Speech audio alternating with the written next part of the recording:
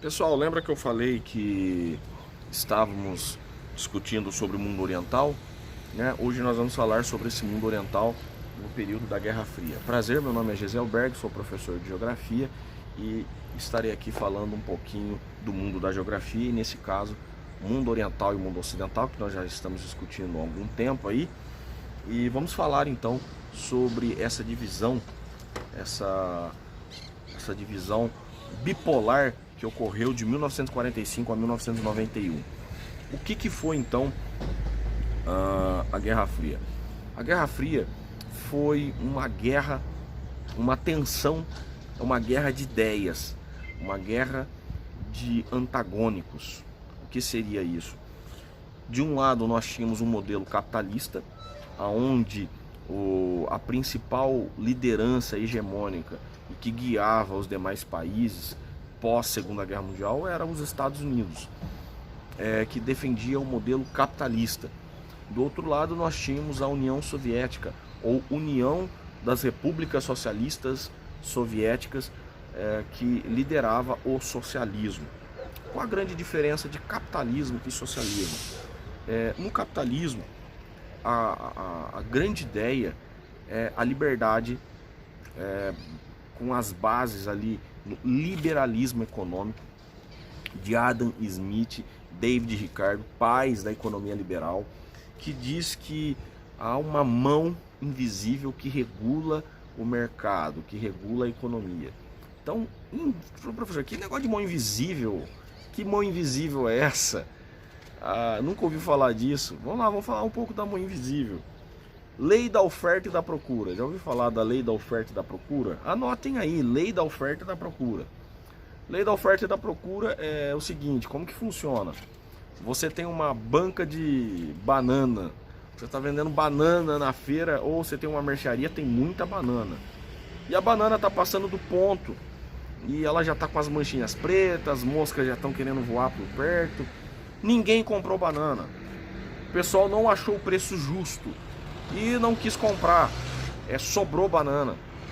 Agora tem um grande comprador, uma pessoa que está na sua mercearia, e ele começa a falar assim: olha, eu quero comprar suas bananas, mas o preço não está justo e você vai perder suas bananas.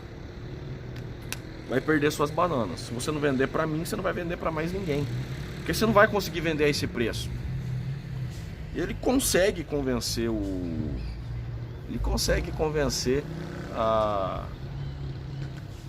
vendedor de bananas, porque ele vai perder as bananas. O que ele fez? Ele teve que baixar o preço dele para não perder a mercadoria. Então a lei da oferta e da procura é basicamente isso. Quando há muita oferta de produto, há muito produto no estoque e pouca procura, esse preço cai. O preço do produto cai. Quando há muita oferta e pouca procura, o preço do produto cai. Tem poucas pessoas comprando. É uma lógica de mercado isso. Quando eu tenho uma situação contrária, eu tenho muita procura por determinado produto e a oferta não é suficiente para atender a demanda de consumo, as pessoas que querem comprar esse produto, há uma inflação, ou seja, o preço desse produto sobe.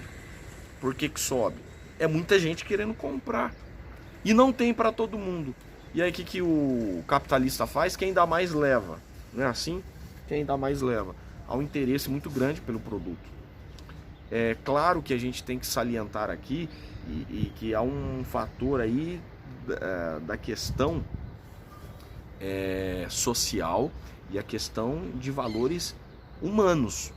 Que na minha opinião, tem produtos que não podem entrar nessa questão da lei da oferta e da procura. Houve uma tragédia ambiental no final dos anos da primeira década do ano 2000, se não falha a memória, foi 2010 ou 2011, não me lembro agora de certo qual foi o ano, mas houve um deslizamento nas cidades de Nova Iguaçu, Teresópolis, Petrópolis, cidades serranas, cidades que estavam nas encostas de morros e foram impactados por deslizamento. E faltava coisas básicas como água. Então tinha pessoas precisando de água, pessoas querendo comprar água. E o que a classe média vai e faz? Falou, vou comprar água, eu posso comprar. E o vendedor que tem pouca água, ele faz o quê? Falou, eu posso buscar água para você.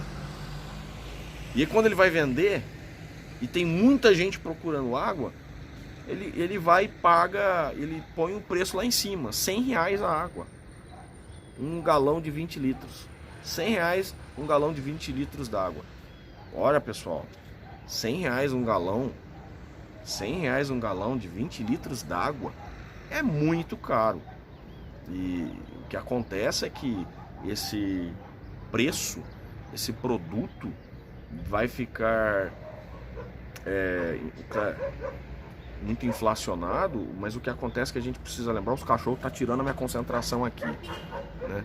O que fica claro é que se chegou a esse preço, é que tem pessoas que estão pagando por isso. Esse preço só chega a esse preço porque pessoas se colocaram na condição de pagar. Então tem pessoas que pagam. Quem mais sofre com isso é a classe mais pobre, tá? Então há pontos positivos e negativos dentro do capitalismo. Eu coloco o preço que eu quero e as pessoas pagam se quiserem.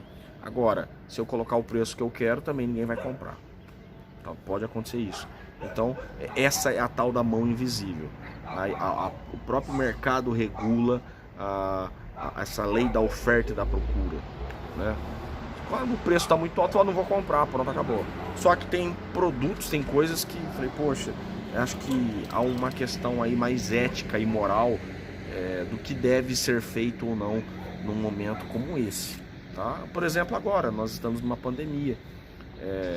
Nós vamos ver se a coisa acirrar, espero que não, nós poderemos ter um período de inflação, nós poderemos ter um período em que os preços das coisas começarão a subir, né? Por muitas pessoas estarem paradas, nós estamos vendo uma desaceleração da economia, e aí os preços das coisas sobem, porque falta oferta, falta produto no mercado, quem dá mais leva, e aí começa a inflação. É um processo da crise econômica. Esse é o capitalismo. Porém, o capitalismo ele defende essa liberdade econômica. Ele defende o direito de você ter a sua própria propriedade. Você tem o direito de trabalhar, conquistar as suas coisas e comprar a sua propriedade. É o direito à propriedade. Legal? Direito à liberdade de expressão e tudo mais. No socialismo, eu preciso entender o que é o socialismo científico e depois partir para o socialismo real, que o objetivo no final das contas é chegar ao comunismo. O comunismo é um ideal maior, porém eles não chegaram ao comunismo. Para chegar ao comunismo eu preciso passar pelo socialismo. Eu sei que tem muito professor que vai ficar maluco aí com a comparação, mas é uma forma didática para tentar passar esse conteúdo, para que o aluno compreenda melhor. Sabe quando o cristão ele almeja o céu, a eternidade? Todo cristão fala, eu quero ir para o céu. Ou alguém quer ir para o inferno. Todo mundo quer ir para o céu, né? Eu quero ir para o céu. A sua vida, jornada aqui na Terra, a sua prática de vida, né? O seu comportamento e tudo mais, é que... Claro que há vários segmentos do cristianismo que vai dizer diferente. Vai dizer se você vai ou não morar no céu, tá? Vai ou não morar no céu. O protestantismo vai dizer o contrário, mas tudo bem. Vai ou não morar no céu. Então você tem que ser um bom cidadão e tal. E você, na sua vida, então você almeja, na vida real, concreta, você está aqui, mas almeja algo eterno, melhor. Comunismo é mais ou menos isso. É uma construção da sociedade, das pessoas, para estabelecer o paraíso não na eternidade, não na vida além daquilo que está além dessa vida, mas sim aqui. Porque a base do socialismo, do comunismo, vai ser totalmente oposta aos dogmas e crenças, né? O socialismo ele vai ser a maior parte do socialismo, somente na União Soviética, vai ser ateísta. né? Não vai haver espaço, não haverá espaço para o campo religioso. Eu vou construir, eu vou lutar e vou conquistar o meu paraíso aqui na Terra. Essa é a ideia. O capitalismo hoje faz a mesma coisa. As pessoas hoje elas lutam para construir o seu paraíso aqui na Terra, ao modo capitalista. O socialismo fazia isso no modo socialista. E como isso ia acontecer? Quando os trabalhadores, o que Karl Marx e Friedrich Engels vai dizer que é o proletariado que deve pegar as armas, é o proletariado que deve assumir o controle do Estado, do poder, do governo e manter os conselhos. Os conselhos são sovietes, os conselhos representando vários segmentos da sociedade. E daí surge então o primeiro modelo de socialismo para chegar ao comunismo, que é a união das repúblicas, porque eram vários países, repúblicas que se juntaram à Rússia, que ainda tinha uma ligação estreita com a Rússia, mas se juntaram então à Rússia e formaram a União das Repúblicas Socialistas Soviéticas. É claro que com o fim da União Soviética, muitas dessas repúblicas se tornaram independentes. Hoje, Ucrânia era uma antiga república da União Soviética, Bielorrússia, Letônia, Lituânia, Estônia, Geórgia, Armênia, Azerbaijão, Cazaquistão, Uzbequistão, Quirguistão, Tajiquistão. Essa turma toda aí estava unida à União das Repúblicas Socialistas Soviéticas. Quando você ouve essa sigla aqui, ó, URSS, então é o que nós entendemos por União Soviética, União das Repúblicas Socialistas Soviéticas. Era o que liderava o socialismo. Professor, qual o problema disso? Parece bom, né? Eles defendiam que as pessoas haveria uma única classe, a classe dos trabalhadores, e que todos dividiriam os seus bens, os seus recursos. Não haveria mais propriedade privada, a propriedade é coletiva. Essa propriedade, então, como os trabalhadores estão no poder e agora controla o Estado, o governo, essa propriedade pertence ao Estado. E nas ideias precisaria então haver uma ditadura do proletariado, em que os trabalhadores exerceriam controle, os trabalhadores exerceriam controle do governo, mas por esses conselhos. E claro, houve lideranças. O primeiro líder socialista foi Lenin, depois teve Trotsky e Stalin, que disputavam ali o poder após Lenin. Só que quando Lenin morreu cedo, logo após a Revolução Socialista, em 1922, né? Logo após a criação da União Soviética, Stalin assume o poder e ele acaba imprimindo, colocando um regime mais rígido e ditatorial na União Soviética. Quando eu falo União Soviética, essa União das Repúblicas Socialistas Soviéticas. Então a União Soviética vai ser a principal liderança e que vai se opor contra os Estados Unidos no modelo capitalista. Por que preocupa os países capitalistas? Porque nós estamos falando de trabalhadores que vai tomar controle de tudo, que vai dominar. E nós vamos querer, e os capitalistas não vão querer o proletariado controlando todas as cadeias de produção, controlando o poder. São visões antagônicas. É claro que o capitalismo vai fazer a sua propaganda e o socialismo também. O socialismo vai falar, ó, nós vamos dividir os bens, nós vamos dividir os recursos, porém você vai ter que abrir mão de algumas coisas para chegar e alcançar o objetivo em comum. Você vai ter que abrir mão da sua individualidade, você vai ter que abrir mão da sua liberdade, né? Que é essa tal da ditadura do proletariado, a ditadura dos trabalhadores. Então já não há mais liberdade de expressão. Karl Marx vai dizer, um dos filósofos não que Karl Marx ele viveu a Revolução Socialista na União Soviética, não, Karl Marx é do século XIX, tá? Mas as ideias de Karl Marx foram utilizadas e aplicadas na Revolução Socialista na Rússia, que viria a ser a União Soviética.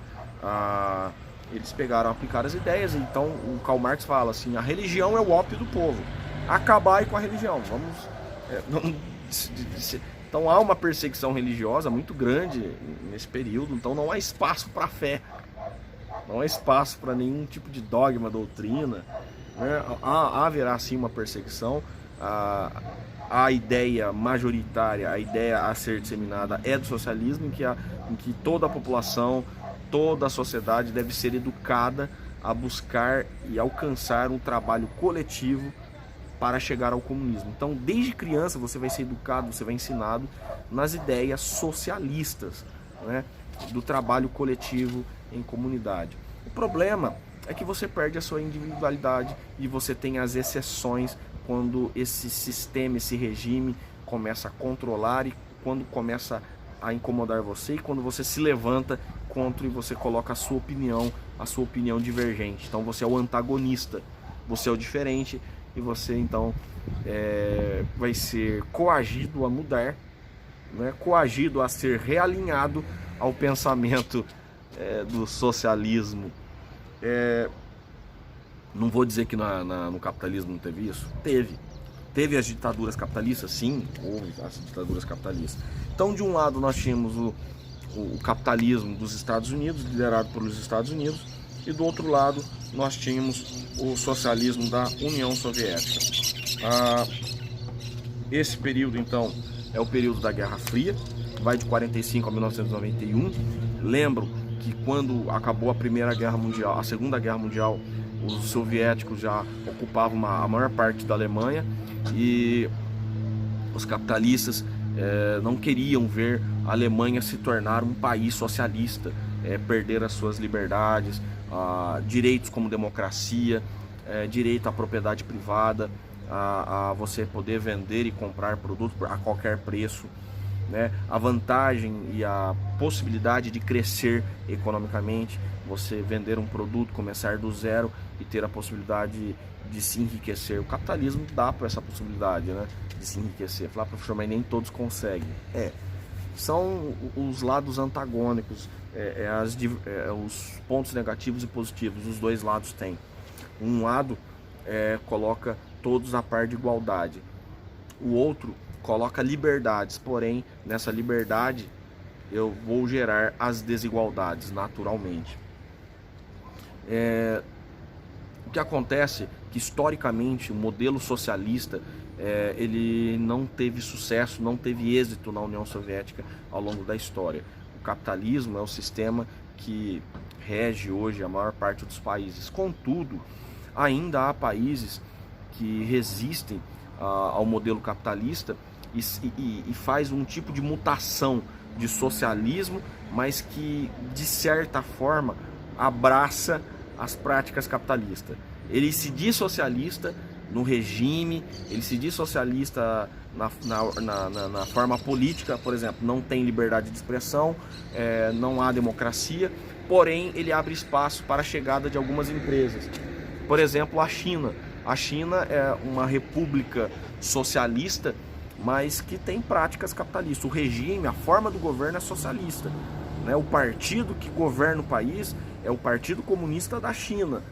Só que ele abre espaço para a presença de empresas transnacionais, empresas multinacionais que trabalham nas zonas especiais econômicas da China, né? Nós temos Cuba, que resistiu por tanto tempo ao capitalismo, que agora está fazendo uma leve abertura ao capitalismo. Nós temos o caso da Coreia do Norte, que é o caso mais extremo, e a Coreia do Norte só sobrevive por causa do auxílio, da ajuda internacional dos países que são simpáticos à Coreia do Norte, que é o caso da China, né? A China apoia a Coreia do Norte só para não ter problema com os Estados Unidos, porque se a Coreia do Norte abre as suas fronteiras, a Coreia do Sul invade a Coreia do Norte, derruba o regime norte-coreano ditatorial ali da dinastia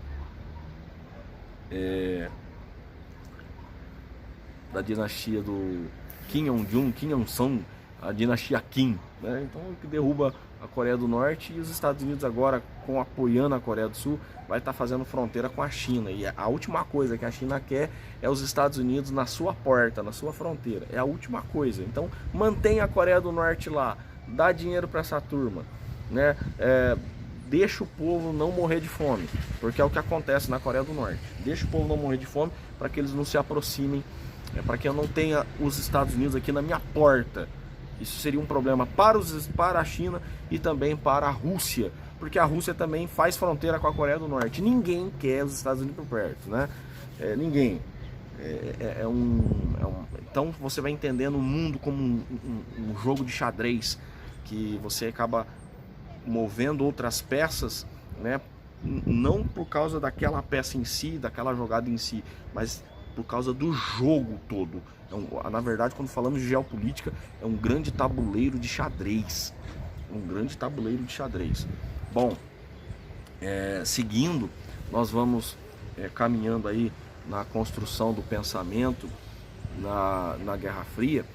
Então você vai ter já entendendo que de um lado os Estados Unidos ele vai defender a ideia do capitalismo, do livre mercado, e do outro lado o socialismo, o que almeja o comunismo pela União Soviética, que defende a igualdade da classe, a igualdade de classe, onde todos tenham a mesma participação no lucro, onde todos tenham a mesma remuneração e que não haja desigualdade. Tranquilo? Uma ideia do socialismo é que eu valorizo o valor de trabalho, tá? Uma coisa interessante que tem na lógica de uma leitura social, econômica, que eles chamam de marxismo, é eu valorizar o trabalho, o valor do trabalho agregado no produto, independente da lei da oferta e da procura. Então, um determinado produto, isso a gente usa nos dias de hoje, um trabalho artesanal. Eu gastei tanto com couro, gastei tanto, eu usei o couro, usei o plástico e tal, e eu gastei tanto para produzir isso. Você colocou todo o custo, todo o gasto que você teve para produzir um produto. Só que você precisa agregar nesse produto o seu valor de trabalho, independente se a lei da oferta e da procura está valendo ou não, se esse produto tem procura ou não. Então ele fala assim: há o valor trabalho agregado nesse produto, quanto que foi gasto, o tempo que você gastou. Então tem a sua mão de obra, tem o tempo que você gastou para pensar, para elaborar. Então isso é o valor trabalho, é uma ideia do marxismo. Então são visões bem diferentes, tá? Dos dois lados. Essa visão, essa distinção do capitalismo, do socialismo, ele começa no campo econômico e aí parte também para o lado militar, porque as principais potências capitalistas não querem ser ameaçadas por uma revolução de trabalhadores socialista. O que acontece então? Final da Segunda Guerra Mundial, quando a guerra já estava praticamente definida no Pacífico e a União Soviética querendo ampliar as suas fronteiras, ampliar os números de aliados, a sua influência político-econômica, militar na Europa, e isso já estava acontecendo, já tinha anexado vários países pós-guerra. A União Soviética já estava expandindo e isso causou uma certa tensão nos países capitalistas da Europa Ocidental, como Reino Unido, França, Bélgica, né? Os Estados Unidos dá a sua cartada final e lança as bombas em Hiroshima e Nagasaki. E essas duas bombas, uma que foi lançada em 9 de agosto de 45 e outra em 11 de agosto de 1945, é um recado dado ao mundo, dizendo quem era a principal potência econômica militar do mundo naquele momento. Então, infelizmente, custando vida, a custo de vidas inocentes. Então, essas duas bombas, a primeira vez que a humanidade presencia o poder bélico militar dos Estados Unidos de uma arma nuclear. A União Soviética, depois que viu a arma nuclear dos Estados Unidos, é claro que já tinha pesquisas iniciadas, reproduz e cria bombas nucleares também, e começa uma guerra nuclear, uma corrida nuclear em quem produzia mais armas nucleares, pois os Estados Unidos passou a ser uma ameaça para a União Soviética. E a União Soviética também faz as paradas militares, ostentando as suas armas nucleares, e que falou: olha, mexe comigo que você também aqui vai ter chumbo grosso, né? E no caso, tanto os Estados Unidos quanto a União Soviética produziram arma nuclear para destruir o planeta Terra por várias vezes. Era tanta arma nuclear que não tinha mais condições e lógica de ficar produzindo arma nuclear. Foi uma corrida armamentista em que os países nunca se enfrentaram em si, pois havia assim uma consciência, graças a Deus, uma consciência entre os líderes políticos que se de fato os dois países entrassem em guerra, haveria uma destruição global, assim, dimensões interplanetárias que não saberíamos até hoje quais seriam as consequências, mas no mínimo a população mundial seria dizimada com tantas tragédias, né? E tanto é que Einstein fala, olha, se a Primeira Guerra Mundial foi nas trincheiras, a segunda foi com arma nuclear, a Terceira Guerra Mundial então terminou com uma arma nuclear, a terceira então vai ser com bombas nucleares. Ele dizia, então a Quarta Guerra Mundial vai ser com paus e pedras. O que quer dizer? Porque não sobrou quase nada da humanidade depois de tanta disputa, mas essa disputa ficava mais no blefe, né? Não, eu vou fazer e tal, e cada um se armava, até que houve o tratado do desarmamento nuclear, da não desarmamento, mas a não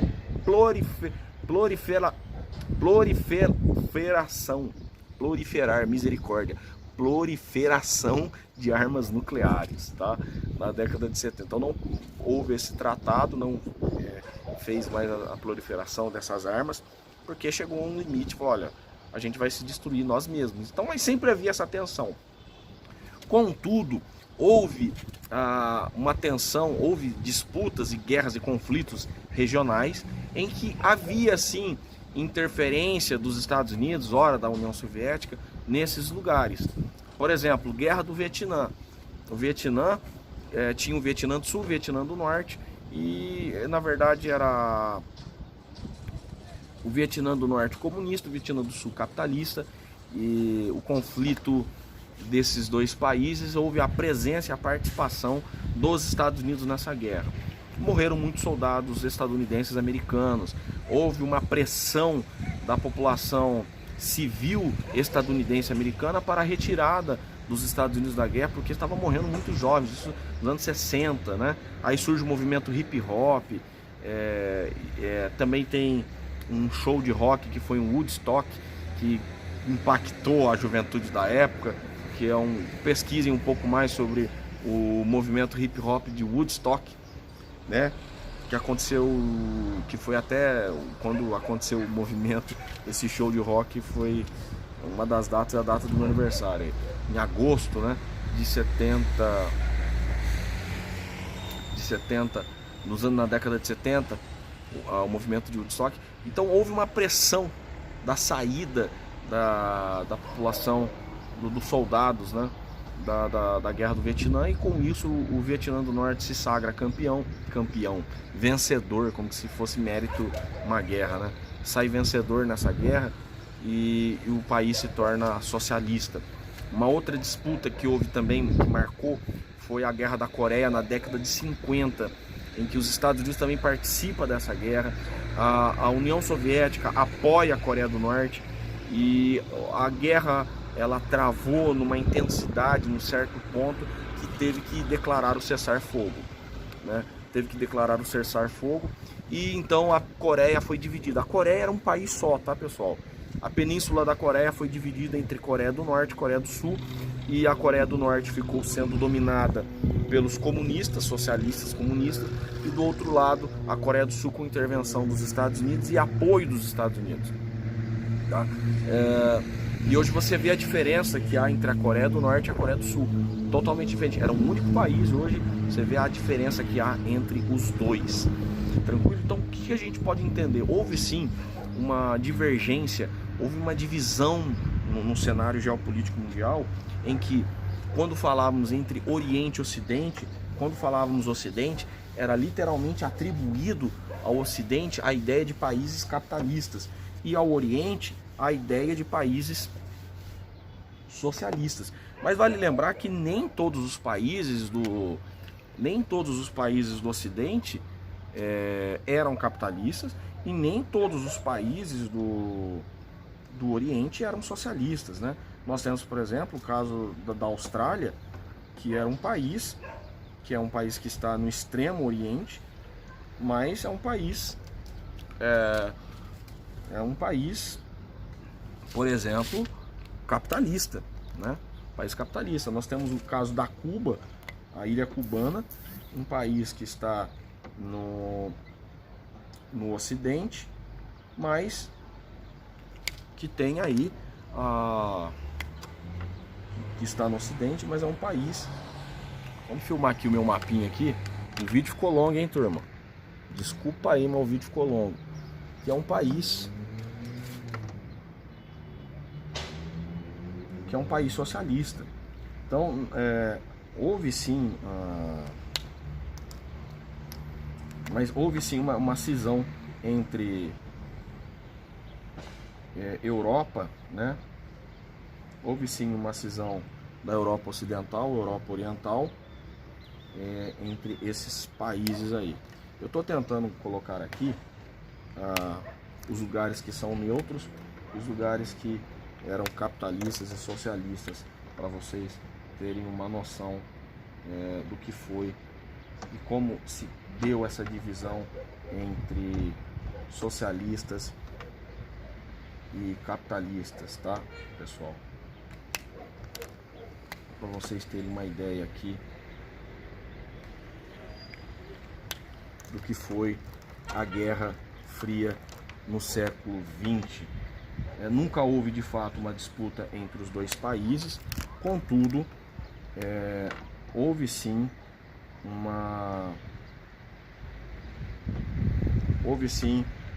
conflitos locais, né? Havia grupos tentando tomada de poder para a conquista, para fazer a sua revolução socialista. Então o mundo praticamente ficou assim, uma divisão entre mundo ocidental e mundo oriental. Mundo ocidental capitalista, mundo oriental socialista, comunista. Tranquilo? E aí a gente vale lembrar que tudo isso que nós falamos de Ocidente e Oriente passa muito longe de qualquer lógica de divisão do mundo entre aquelas coordenadas, né? Que é o meridiano de Greenwich, que divide a Terra em hemisfério oriental, ocidental e hemisfério ocidental. Então quer dizer que Ocidente e Oriente vai muito além daquela divisão entre as coordenadas geográficas, entre os meridianos. Tranquilo? O modelo socialista começa a entrar em xeque, em crise, devido a sérios fatores e vários problemas que começam a ocorrer no fim da União Soviética, que ocorre quando a União Soviética aumenta aumenta a liberdade de expressão, e com isso uma crise alimentar também, a crise econômica que a União Soviética passava, os países socialistas também passavam. Um desses países era a Alemanha Oriental. Tínhamos a Alemanha Oriental, que foi dividida, Berlim também foi dividida, a capital, entre Berlim capitalista e Berlim socialista. Então a Berlim Ocidental era socialista, capitalista, e a Berlim Oriental socialista, comunista. Então Berlim Ocidental capitalista, Berlim Oriental comunista, socialista. Em 1989, a queda do Muro de Berlim. Não é que o muro caiu de fato, houve uma queda no modo simbólico. Houve uma abertura para o fluxo de pessoas entre as duas capitais. Era uma capital só, uma cidade só, mas que era dividida por esses dois tipos de regime, e as pessoas passaram a entrar e sair livremente, sem perseguição. E aí, em 1990, ao processo de integração da Alemanha Oriental, antiga Alemanha socialista, comunista, para a Alemanha capitalista. E então aquela Alemanha comunista chega ao fim, né? Um filme interessante para você compreender esse final de regime. Um filme interessante porque é uma ficção, mas tem um lado histórico, que é o filme Adeus Lenin, né? Procurem ver esse filme Adeus Lenin, bem interessante. Tem documentários também, O Mundo Perdido do Socialismo, que fala o que foi a Alemanha comunista, Alemanha Oriental, Alemanha comunista. Um ótimo documentário também feito pela BBC. O Paraíso Perdido do Comunismo, Alemanha Oriental. Tá? Alemanha Oriental, então, hoje você sabe que a Alemanha é um país só, né? Mas no passado a Alemanha foi dividida, e o primeiro título da Copa do Mundo da Alemanha após reunificação, foi agora, em 2014. Então não foi apenas o 7-1 que deixa os alemães felizes, mas sim como o primeiro título da Alemanha após estar unificada. Primeiro título como Alemanha unificada, né? Porque os outros títulos da Copa foi da Alemanha Ocidental. Outros títulos da Copa do Mundo. Vamos continuar aqui falando, então, que em 1991 a União Soviética chega ao fim, e o fim da União Soviética faz ocorrer o surgimento de vários países, Ucrânia, países como Letônia, Lituânia, Estônia, Geórgia, Azerbaijão, Armênia, Cazaquistão, Tajiquistão, Uzbequistão. Os países que antes estavam dentro da União Soviética agora são países independentes, né? Cria-se a Comunidade dos Estados Independentes, e a maior república de todas essas é a Rússia, que até hoje exerce um tipo de influência ali no leste europeu ou na Europa Oriental. Bom, eu passei umas questões aí sobre o lado da Europa Oriental, que mostra os desdobramentos pós-Guerra Fria, pós-queda da União Soviética, e surgimento de países independentes, conflito no Cáucaso, conflito ali na Geórgia, né? Vira e volta nós temos problemas de conflitos regionais após o fim da União Soviética. O caso da Ucrânia, que era um grande arsenal, um paiol de armas da antiga União Soviética, agora passa a fazer contrabando de armas. Então, muitas dessas antigas repúblicas soviéticas passam a contrabandear armas para o mercado negro. Fazer o que com tanta arma, né? Vai vender para grupos guerrilheiros na África, para grupos terroristas no Oriente Médio. Infelizmente, muitas dessas armas foram contrabandeadas. Um filme interessante que mostra esse tráfico de armas, né, da antiga União Soviética para esses lugares de terrorismo, é o filme de Nicolas Cage, um bom filme, O Senhor das Armas. Uma ficção também, mas mostra a realidade do que ocorre de fato na antiga União Soviética, do que é o leste europeu. Caso mais recente e polêmico que aconteceu no resquício da União Soviética foi o caso da Ucrânia e Crimeia. A Ucrânia, hoje um país independente, estava no processo de adesão à União Europeia. Processo de adesão à União Europeia que, devido a um aliciamento do presidente Vladimir Putin, o presidente ucraniano, no dia da assinatura, na semana de assinar o tratado que faria da Ucrânia um novo membro da União Europeia, o presidente lhe revoga, volta atrás, pois ele fala assim: os interesses da Ucrânia estão mais próximos aos interesses da Rússia. Então, para que nós vamos aliar à União Europeia? Só que os estudantes, os mais jovens, queriam muito assinar esse tratado, pois queriam ter a liberdade de ir e vir para os países da Europa Ocidental, países mais ricos, com melhor qualidade de vida, estudar, viajar. Esse era o objetivo de muitos jovens, né? E com isso revoltou a população local de Kiev, da Ucrânia Ocidental, mais próxima à Europa, e foi para a rua e o pau começou a torar. Começou em novembro, dezembro, inverno ucraniano, janeiro, o pessoal embaixo de neve, e chega a fevereiro, até que há um acordo e o presidente ucraniano renuncia, né? O presidente ucraniano renuncia, ele vai para onde? Para Moscou, para a Rússia, né? Vai se abrigar na Rússia. E logo em seguida, as forças armadas da Rússia tomam uma antiga região que os russos consideram como território russo, que é a Crimeia, que pertencia à Ucrânia. Olha aí o rolo. E aí começa uma guerra ali na Crimeia. Quer dizer, um território que era ucraniano, as forças armadas russas entram na Ucrânia e tomam a Crimeia. Então a Crimeia sempre foi nossa. E aí você vai ver, de fato, a maior parte da população da Crimeia fala russo e não ucraniano, né? Se identifica mais com a Rússia. Então houve um movimento popular na Crimeia de apoio à Rússia. Depois teve uma outra região que também foi tomada por separatistas russos, a região de Donetsk.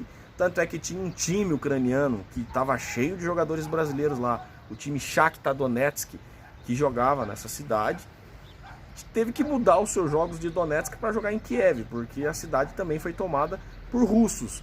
E então a Ucrânia hoje, até hoje, ainda passa por essa tensão de guerrilha, essa tensão de guerra que ocorre nesse